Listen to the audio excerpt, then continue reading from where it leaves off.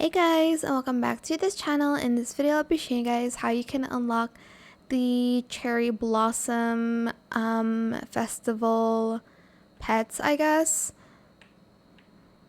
So you'll need to do these task.